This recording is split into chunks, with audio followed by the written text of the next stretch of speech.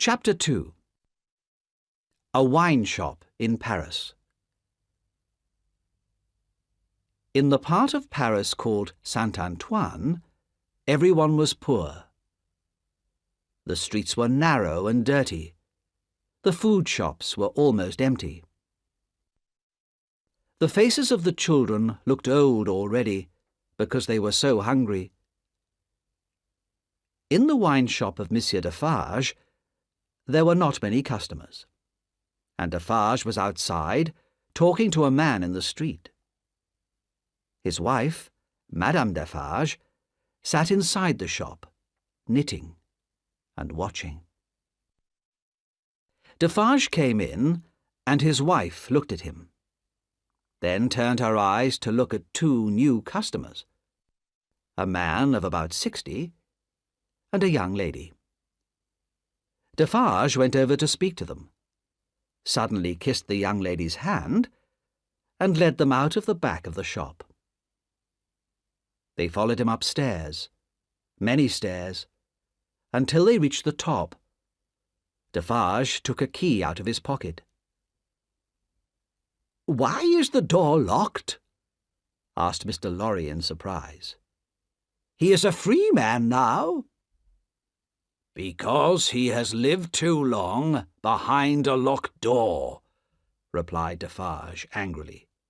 "He is afraid if the door is not locked. That is one of the things they have done to him." "I'm afraid too," whispered Miss Manette.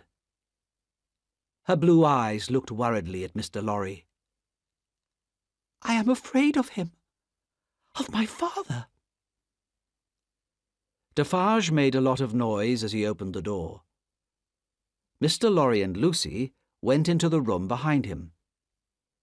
A thin, white-haired man was sitting on a wooden seat. He was very busy making shoes. "Good day," said Defarge. "You are still working hard, I see." After a while they heard a whisper. "Yes, I am still working." "Come," said Defarge. "You have a visitor. Tell him your name." "My name," came the whisper. 105, North Tower." Mr. Lorry moved closer to the old man. "Dr. Manette, don't you remember me? Jarvis Lorry?" he asked gently. The old prisoner looked up at Mr. Lorry, but there was no surprise, no understanding in his tired face, and he went back to work making shoes.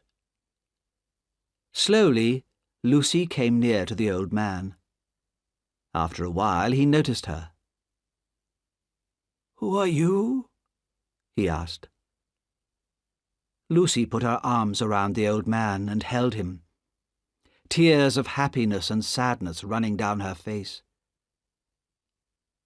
From a little bag, the old man took some golden hair. He looked at it, and then he looked at Lucy's hair.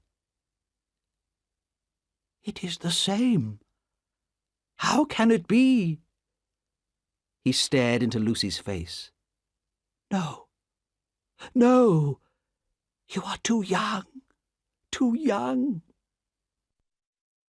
Through her tears, Lucy tried to explain that she was the daughter he had never seen. The old man still did not understand, but he seemed to like the sound of Lucy's voice and the touch of her warm, young hand on his. Then Lucy said to Mr. Lorry, "I think we should leave Paris at once.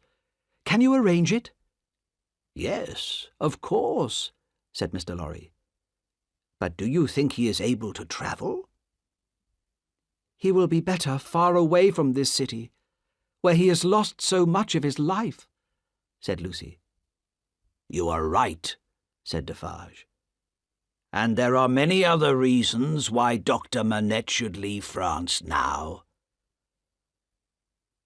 While Mr. Lorry and Defarge went to arrange for a coach to take them out of Paris, Lucy sat with her father. Exhausted by the meeting, he fell asleep on the floor, and his daughter watched him quietly and patiently until it was time to go. When Mr. Lorry returned, he and Defarge brought food and clothes for Dr. Manette. The doctor did everything they told him to do. He had been used to obeying orders for so many years. As he came down the stairs, Mr. Lorry heard him say again and again, 105, North Tower.